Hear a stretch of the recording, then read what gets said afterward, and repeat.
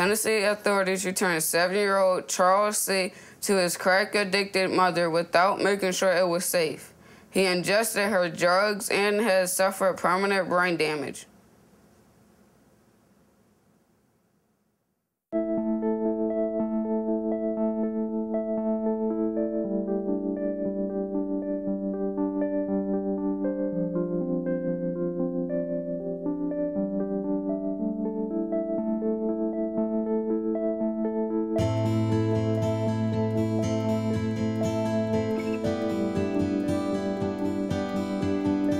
Initially, I really did underestimate the magnitude of the problem. They just couldn't see the big picture. Well, Children's Rights could see the big picture, and they had the expertise to try to help the state. No one was minding the store at the Tennessee Department of Children's Services.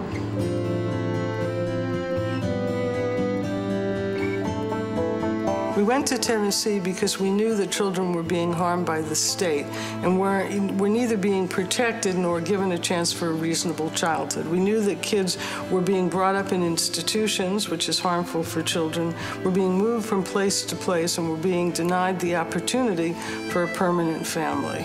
I'm standing out here at a place that we call TPS. It's the grounds of the Tennessee Preparatory School. We're on the fringes of a sort of industrial street. There are kitchens in these places. There's a room to watch TV, but they're still institutions. My background in litigation is from primarily corrections. I've been in prisons everywhere in the state. And I don't want to say they were junior prisons, but they were certainly reminiscent of it. And people say, well, you know, they have staff that they fall in love with in institutions. Yes, they do. But moms and dads don't work shifts. You know, they are there 24/7 in the context of that family. They don't need to be an institution. So we insisted that the state dismantle this institutional system. That was like priority one. You can't treat no two kids the same because each of them have their own personality. Treat them as an individual. I can't treat them as a group because that's when you lose them. One of the main focuses was to get children out of the government custody and into families, so that the adoption rate has really gone up quite substantially, as has the rate of children being returned to their parents. One of the major holes in this system was just a complete lack of support of foster parents, and Pearlie Cash was no exception. I am the caretaker, mother of 9 children. I've had, I know, a good 80 children that come through my home. They call me the fat den house because when they left, they were fat and fluffy. This was a woman with a very big heart who was willing to take in the children that had no other homes, many of whom came from the same drug-addicted mother. When I first met Pearlie, she had 5 or 6 foster kids in her home, and one particular child, Danielle, who became a plaintiff in the lawsuit. Her social worker brought her here when she was 3 days old. I never forget it. She was about that big. And she never showed back up again. This child was 6 years old. Nobody never asked me about that child. Danielle had bad asthma attacks, behavior problems in school and everything. You came through town with the lawsuit and everything. That's when she got a social worker. Along with, I was able to get the medical help that I needed for her, and also the assistant that I needed in school. I think it's a great thing to be a foster parent, but you gotta have a good backup behind you, especially when you're a single person. In order to produce better results for kids, to give them a chance for a better life, there needs to be a system at work that will ensure that those results take place. So no system can protect children if it has high caseloads and lack of training and no way of figuring out what's actually happening to or tracking children, no good processes for making decisions for children. That was absent in Tennessee when we filed suit.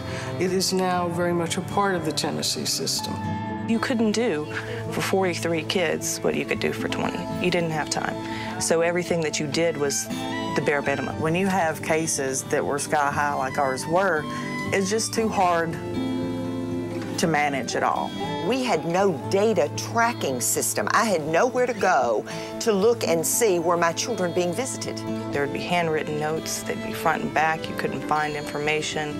Now we have data systems in place that allow us to measure absolutely everything. You almost can't think of something that we aren't measuring in Tennessee. Medical, psychological appointments, medication, face-to-face visits, visits with the parents, visits with siblings, because sometimes the siblings were placed apart. The reason that states, I think, resist these lawsuits is because they don't want to really be held accountable. They don't want to be measured on their results. And states know that when we bring a lawsuit and we win, we're going to be watching what they're doing and seeing whether they really produce results for kids. And we're not going to go away until they do. They want the same thing for kids and families that I want. I don't want to kid you for a minute. They keep their foot in my back. This has not been easy, but would we have made the kind of progress that we've made at the speed that we've made it without children's rights and the pressure of having that consent decree? There's no way we would have, I don't think. You think that it's over, that the case is over, but it's not over. It's every day you have to keep at it because there's this inertia that you think the state has, and they have an anti-inertia. They keep going backwards. First of all, it's just the whole idea of federal courts telling state governments what to do. And I don't like that either. I've said that before. It doesn't feel good. You fight them in the press, you fight them in the courts, you fight them in the legislature. You do not surrender. When they realize that it's cheaper and easier to deal with you across the table than to fight you in court, then you can get something done. States do need to reform their public child welfare systems. Nobody, you can't argue that.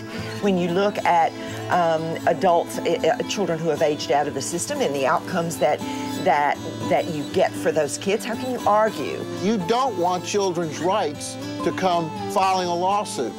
You get these Yankees down here, they're going to change your whole system.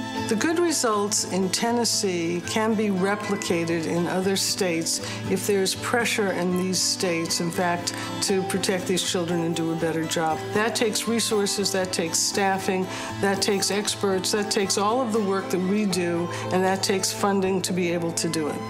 We need the resources to be able to do what we're doing in Tennessee in more places. There are just hundreds of thousands of kids in child welfare systems that need help, need someone to advocate for them. They do not vote. They are not a strong constituency. They don't have an all-powerful lobby that state officials listen to. There has to be a voice for them. Children's rights is that voice, and we've got to be able to keep doing that because no one else is standing up for these kids. It's like when you have a big family, you can enjoy eating together and playing together, and we just have a great time. We love her.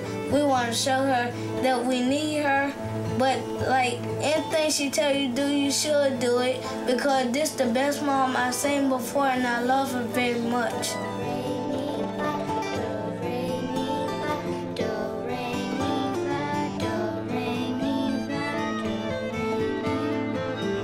Los Angeles officials investigated the case of a 5-year-old boy who was abused and tortured by his mother and babysitter. A 1-year-old boy suffered severe burns to his little feet during a bath in a state-run shelter in Oklahoma. A 2-year-old boy in Texas who was killed by his mother was not supposed to be left alone with her, and state officials are unable to explain why that happened. An Ohio woman and her boyfriend placed their children in a dog cage and put a shock collar around the neck of their 10-year-old. I am Anna J. I am Dolores J. I am Tyrone J. I am Marissa W.